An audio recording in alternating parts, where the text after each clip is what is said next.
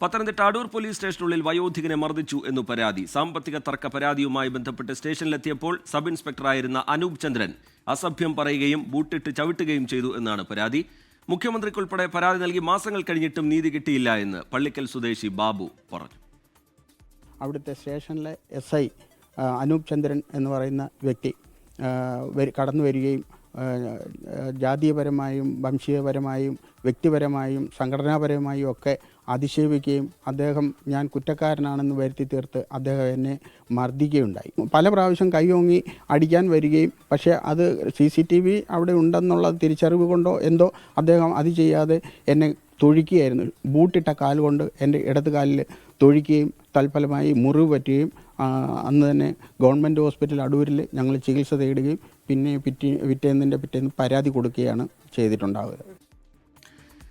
AV Jaishankar വിവരങ്ങളുമായി പത്തനംതിട്ടയിൽ നിന്ന് ചേരുന്നുണ്ട്. ജയശങ്കർ, ഈ പരാതിയിൽ യാതൊരു നടപടിയും ഉണ്ടായില്ല എന്നതിൽ വലിയ അത്ഭുതമൊന്നും തോന്നേണ്ടതില്ല. കാരണം ഈ ഗുരുതര സ്വഭാവത്തിലുള്ള അന്വേഷണ റിപ്പോർട്ടുകൾ അടക്കം ഉണ്ടായിട്ട് പോലും യാതൊരു തരത്തിലും നടപടി ഈ സേനയിലെ പരാതികളുമായി ബന്ധപ്പെട്ട് ഉയർന്നിട്ടില്ല എന്നുള്ളത് ഓരോ ദിവസവും പുറത്തു വരുന്ന വിവരങ്ങളാണ്. എന്താണ് ഈ പരാതിക്കാരൻ കൂടുതലായി വിശദീകരിക്കുന്നത്? ഏത് ഘട്ടത്തിലാണ് അയാൾക്ക് നീതി നിഷേധിക്കുന്ന തരത്തിലുള്ള സമീപനം ഉണ്ടായി തുടങ്ങിയത്? ജയശങ്കർ, 2025 മെയ് മാസത്തിലാണ് ഈ പരാതിക്കാരൻ ഈ അടൂർ സ്റ്റേഷനിലെത്തുന്നത്. മറ്റൊരു സാമ്പത്തിക പ്രശ്നവുമായി ബന്ധപ്പെട്ട വിഷയത്തിലാണ് ഇയാളെ അടൂർ SHO വിളിച്ചു വരുത്തുന്നത്. പിന്നീട് ഈ വിഷയം ഒത്തുതീർപ്പായി. അങ്ങനെ പരാതികളൊന്നുമില്ലാന്ന് എഴുതി നൽകാൻ വീണ്ടും സ്റ്റേഷനിലേക്ക് വിളിപ്പിച്ചു. ആ ഘട്ടത്തിലാണ് ഇത്തരത്തിൽ ഈ SI ആയിരുന്ന അനൂപിൻ്റെ ഭാഗത്തുനിന്ന് മോശം പെരുമാറ്റമുണ്ടായത്. അദ്ദേഹം അസഭ്യം പറയുകയും ബൂട്ട് ഉപയോഗിച്ച് ഇടതുകാലിനെ മർദ്ദിക്കുകയും ചെയ്തു എന്നൊരു ആക്ഷേപം എന്തായാലും ഈ ബാബു നിലവിൽ ഉന്നയിക്കുന്നത്. ഈ മർദ്ദനത്തിന് ശേഷം അദ്ദേഹം അടൂർ ആശുപത്രിയിൽ ചികിത്സ തേടുകയും പിന്നീട് മുഖ്യമന്ത്രിക്ക് ഉൾപ്പെടെ പരാതി നൽകുകയും ചെയ്തു. പക്ഷേ ഈ പരാതിയിൽ ഇതുവരെ ഒരു നടപടി ഉണ്ടായിട്ടില്ല എന്നാണ് ബാബു നിലവിൽ കുറ്റപ്പെടുത്തുന്നത്. മുഖ്യമന്ത്രിക്കും ഒപ്പം തന്നെ നിയമസഭയുമായി ബന്ധപ്പെട്ട കമ്മിറ്റികൾക്കും ഉൾപ്പെടെ ഈ SC അട്രോസിറ്റിയായി ബന്ധപ്പെട്ട് ചെല്ലേണ്ട ഏജൻസികൾക്ക് മുമ്പിൽ ഉൾപ്പെടെ ഈ ഒരു പരാതി സമർപ്പിച്ചു. പക്ഷേ ഈ പരാതിയിൽ മേൽ നടപടി ഉണ്ടാവില്ല എന്ന ഒരു ആക്ഷേപമാണ് നിലവിൽ ഉന്നയിക്കുന്നത്. മറ്റു തരത്തിലുള്ള വൈരാഗ്യം ഈ ഉദ്യോഗസ്ഥനുമായി ഉണ്ടായിരുന്നില്ല. പക്ഷേ എന്തിൻ്റെ അടിസ്ഥാനത്തിലാണ് ഇത്തരത്തിൽ സ്റ്റേഷനിൽ ചെന്നൊരു ഘട്ടത്തിൽ ഇങ്ങനെ തന്നോട് മോശമായി പെരുമാറിയെന്നൊരു ചോദ്യമാണ് ബാബു എന്തായാലും ഉയർത്തുന്നത്. ഈ വിഷയവുമായി ബന്ധപ്പെട്ട് ഈ പട്ടികജാതി ഇതുമായി ബന്ധപ്പെട്ട കമ്മീഷൻ പോലീസിനോട് DYSPയോട് ഉൾപ്പെടെ റിപ്പോർട്ടൊക്കെ തേടുന്ന സാഹചര്യം ഉണ്ടായിരുന്നു. പക്ഷേ അതിനപ്പുറത്തേക്ക് കാര്യങ്ങളൊന്നും നീങ്ങിയിട്ടില്ല. മുഖ്യമന്ത്രിക്ക് ഉൾപ്പെടെ പരാതി നൽകിയിട്ട് പോലും ഈ വിഷയവുമായി ബന്ധപ്പെട്ട് ഇതുവരെ ഒരു തരത്തിലുള്ള കേസും കേരള പോലീസ് രജിസ്റ്റർ ചെയ്തിട്ടില്ല.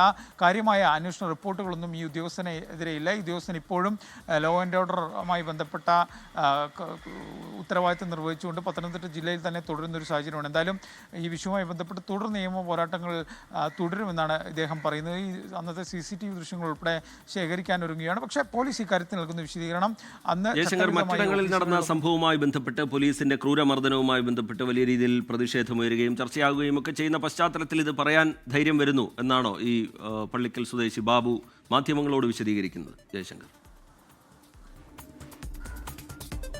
തീർച്ചയായും അത്തരമൊരു സാഹചര്യത്തിൽ കൂടിയാണ് ഇത്തരത്തിൽ പോലീസ് മർദ്ദനവുമായി ബന്ധപ്പെട്ട ഒരുപാട് കഥകൾ പുറത്തു വരുന്നത്. ഈ പത്തനംതിട്ടയിൽ തന്നെ 14 വർഷം മുമ്പുള്ള ജയകൃഷ്ണൻ എന്ന് പറയുന്ന SFI നേതാവ് ഉൾപ്പെടെ ഇത്തരം വെളിപ്പെടുത്തലുകൾ കഴിഞ്ഞ ദിവസം നടത്തിയിരുന്നു. എന്തായാലും അതിൻ്റെയൊക്കെ ഒരു തുടർച്ചയാണ്. പക്ഷേ പോലീസ് ഇതെല്ലാം അടിമുടി നിഷേധിക്കുകയാണ്. അങ്ങനെ ചട്ടവിരുദ്ധമായൊന്നും സ്റ്റേഷനിൽ നടന്നിട്ടില്ല, ആരെയും മർദ്ദിച്ചിട്ടില്ല, ദൃശ്യങ്ങൾ ഉൾപ്പെടെ പരിശോധിക്കാമല്ലോ എന്നാണ് പോലീസ് ഈ വിഷയവുമായി ബന്ധപ്പെട്ട് എന്തായാലും നൽകുന്ന വിശദീകരണം. എന്തായാലും അന്വേഷണം നടക്കേണ്ടതുണ്ട്. ഈ വിഷയത്തിൽ ഉന്നത പരാതി നൽകിയിട്ട് പോലും കാര്യമായ പ്രയോജനമൊന്നും ഉണ്ടായില്ല എന്നാണ് ഈ പരാതിക്കാരൻ മുന്നോട്ട് വയ്ക്കുന്ന പ്രധാന ആക്ഷേപം. ജയകൃഷ്ണൻ്റെ കേസിലും ഇതുതന്നെയാണ്. അദ്ദേഹത്തിൻ്റെ പരാതിക്ക് 14 വർഷം പഴക്കമുണ്ട്.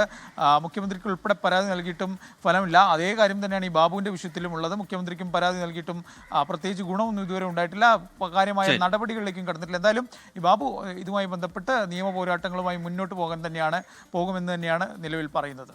ചെറിയ ജയശങ്കർ പത്തനംതിട്ടയിൽ നിന്ന് വിശദാംശങ്ങൾ പങ്കുവയ്ക്കുകയായിരുന്നു. ലോകത്തെവിടെയായാലും ഏത് സമയത്തും 24 വാർത്തകളും ഓഗ്മെന്റഡ് റിയാലിറ്റി പാക്കേജുകളും എക്സ്പ്ലെയിനറുകളും വിശദമായി കാണാൻ ഞങ്ങളുടെ YouTube ചാനൽ നിങ്ങൾക്ക് സബ്സ്ക്രൈബ് ചെയ്യാം.